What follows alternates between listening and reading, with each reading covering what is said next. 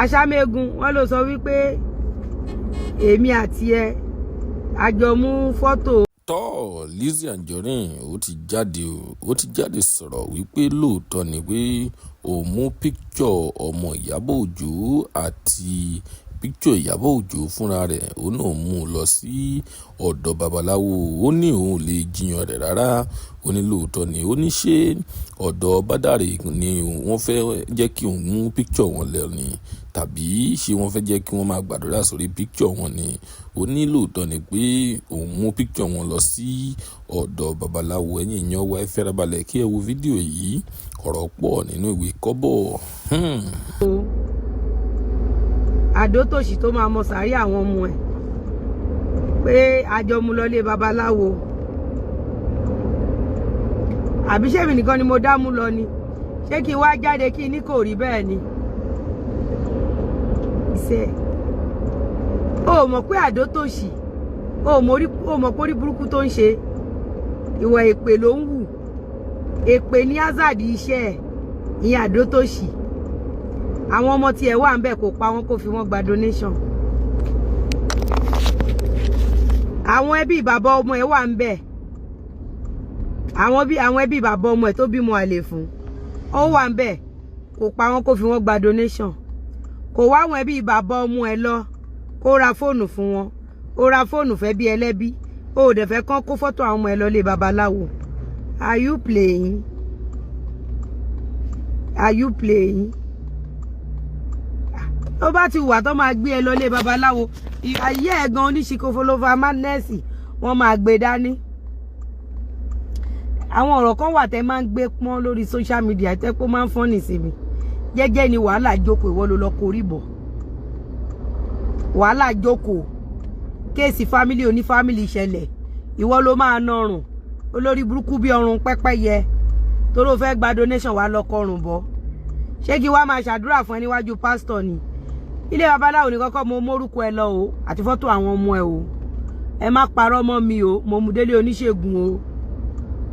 Mo lọ gbé òòṣà lé lórí, òòṣà ńlá. Àdótòṣì torí wọn náà ní jẹun ọmọ máa rùkú ọmọ wa. Àdótòṣì. He who wants equity must come with clean. Ọ̀rẹ́ mi báyìí mi ń dá sọ̀rọ̀ lọ́rọ̀.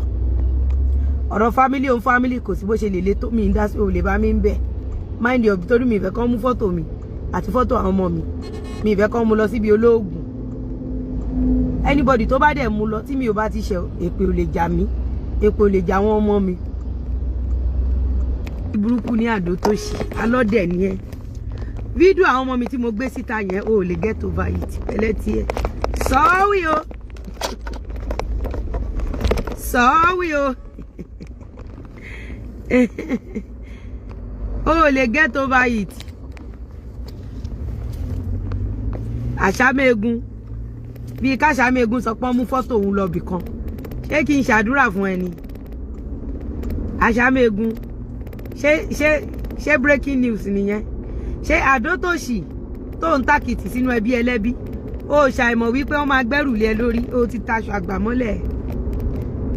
Ìwọ náà fẹ́ kéèyàn gbáyé. Failed actress Àdótòṣì amẹ̀bọ̀ gist lover. Ìwọ náà fẹ́ kọ́ ọmọlàkejì gbáyé. Ìwọ tẹ́ pé tó bá bọ́ sórí social media ẹ̀wọ̀n ló máa fi ń brag pò ń ra àwọn èèyàn. Ìwọ ò bá àwọn èèyàn kan lérí. O ò bá àwọn èèyàn ralẹ̀ rí. Kò dẹ̀ sádírẹ́sì tán lè wá ẹ sí torí lè mi rẹ́ǹtì ló ń gbé. Lọ sẹ́niwẹ̀ mi ìfẹ́ kán mú fọ́tò mi lọ sẹ́niwẹ̀ mi ń dá sọ̀rọ̀ lọ́rọ̀ mi ń kọjá àyè mi. Àwọn fámílì ò bá jà wọn ò bá àdóra wọn wọn ò bá àfẹ́yàwó léra wọn wọn ò bá àfọkọ léra wọn orí mi kí n dá sí rí torí mi fẹ́ kán print fọ́tò mi torí mi need donation. So gbogbo jákujàku rádaràdára small boy girl òṣì èdè tẹ máa ń ṣe yẹn ó máa ń bí mi inú lórí cyberspace yìí. Mo ní ṣé kí n wá mú fọ́tò ẹ lọ sílé Ọbádáre ní kán ṣàdúrà fún ẹ. A máa mú fọ́tò ẹ lọ síbi tó ti máa rí kú òjijì tọmọtọmọ náà ni. Ìwọ náà ń pa àwọn èèyàn ni. Owó okú Mohbad èlò ló fi pa. Gist lover Àdótòṣì èlò ló fòkú Mohbad pa. Ǹjẹ́ o ṣàkáùntì fún bàbá Mohbad iye tó fòkú ọmọ ẹ pa. Ó mọ̀ pé bàbá Mohbad ló máa ń wọ aṣọ kérúbù báṣọ sẹ̀lẹ̀ àwọ̀ yẹn règèjà bí aṣọ eṣinṣin wáyé pé bàbá Mohbad ti wọṣọ ẹgbẹ̀jì ológun kà ó ti wọ bíi méjì fún ẹ kí bàbá Mohbad ti gbé wo síta ó ní ríbi fòkú ọmọ ẹ̀ gbá bára ó dẹ̀ rí pé àwọn oògùn tí mo gbé fọ́tò ọmọ ẹ̀ sí yẹn orí pé ó ṣiṣẹ́ dáadáa àtògùn tí mo gbé fọ́tò tiẹ̀ náà sí orí pé ó ṣiṣẹ́ dáadáa orí nǹkan tó rí àṣà mi ègún kù ẹjọ́ là ń bògùn rò ká tó sá ìwé afẹ́ máa paint ṣé kí n wá jáde kí n wá ní ayé ráhàn mi ì mú fọ́tò àwọn ọmọ ẹ lọ sílé babalá èmi ò ń parọ́ failed actress Adótòṣe Amẹ̀bọ̀jì Islam mi ń parọ́ èyí tí mò ń ṣe fún ẹ gan lórí online ṣé kojú tílé babaláwo ọdẹ làwọn pípù yìí mẹ olóṣì olórí burúkú Hazard iṣẹ́ tiẹ̀ nìyẹn náà ebi wọ́n ló máa ń rẹ́ni tó bímọ mẹ́rin tó bímọ mẹ́wàá ìwọ ló máa ń rẹ́ni tó ń fọlọ́pàá gbé ngbà tó lọ palẹ̀ mọ́ David tán jù sẹ́wọ̀n sìn ngbà tó lọ gbé wá tó la jẹ́ lówó ṣé kí n wá mórúkọ wa àti David àtàwọn ọmọ yín ṣé kí n mú lọ sílé pásítọ̀ fàdúrà ni ẹ̀yin ọmọ Nàìjíríà ẹ gbà mí Adótòṣì failed actress mo ní ṣé kí n mú orúkọ ẹ àti fọ́tò àwọn ọmọ ẹ pẹ̀lú ti David ṣé kí n mú lọ sọ́dọ̀ ọba dáre fàdúrà ni àbí ìwọ kọ́ ló sọ wípé David tó gba 2,650,000 ó ní 500,000 péré la fún lájẹ́ lówó olóṣìṣẹ́ fún wa àtijọ́ ẹ̀ mo tiẹ̀ ti mórúkọ ẹ̀ fà pẹ̀lú àwọn ọmọ ẹ̀ fàáfà a ti lò ẹ́ tán ó ti yọ́ á ti ló gbogbo ògo ẹ̀ kò dẹ̀kun kankan mọ́ fún ẹ jọ kílẹ̀ tún gbọ́n pa Lizzy ẹ jọ kí iná irọ́ ọ̀nà ó parọ́ mọ́ mi náà ó ṣe máa sọ wípé ó tiẹ̀ máa gbọ́ èèyàn jókòó jẹ́jẹ́ ó lọ ra kámẹ́rà ẹ rìkọ́dù èèyàn ó gbé wá Sunday Gistlover ó gbowó abó ò gba donation ó wá ní wọ́n mú orúkọ ẹ ọmọ ẹ lọ sílé babaláwo irọ́ iwájú ọba dáre ní bá mú fọ́tò àwọn ọmọ ẹ lọ bá mú lọ ní princess ẹ̀rẹ́rìn ṣé mo Táyọ̀ Toyib Adémọ́lá Tóyìn ṣé mo parọ́ ni Marianne abẹ́ẹ̀gbà mi ẹ rí mi ní Junction America mi ní wáyìntì ní Atlanta Toronto lamẹ́ríkà abẹ́ẹ̀gbà mi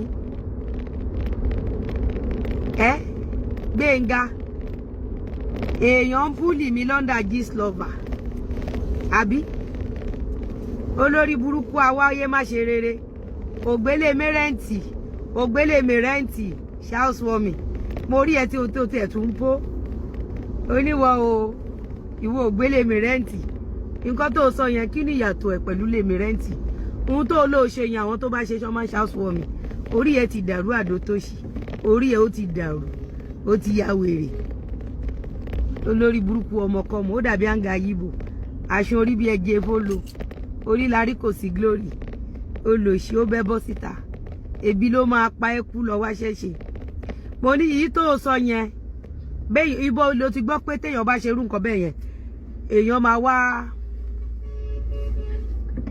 èèyàn máa wá ṣáòsùwọ̀mì ó mọ̀ pé highest fake life nìyẹn nílé mẹ́rẹ́ǹtì ó rẹ̀ pé bàbá àgbákò pẹ̀lú football boys kó wá kọrin fún ẹ ilé tí ò ń ṣe pórúkọ ẹ ló wà nínú dọ́kúmẹ́ǹtì òun ṣáòsùwọ̀mì fake life wo ló tún tó yẹn olórí gbógẹ́gbógẹ́. ẹ̀yin èèyàn wa ẹ ti wo fídíò yìí títí dé ibi tí ẹ wò dé yìí kílẹ̀ lérò pé ó dà ní nǹkan tí Lizzy Anjorin ò ṣe nínú fídíò yìí kan tí ẹ bá lérò ẹ jọ̀wọ́ ẹ tẹ̀ sí comment section.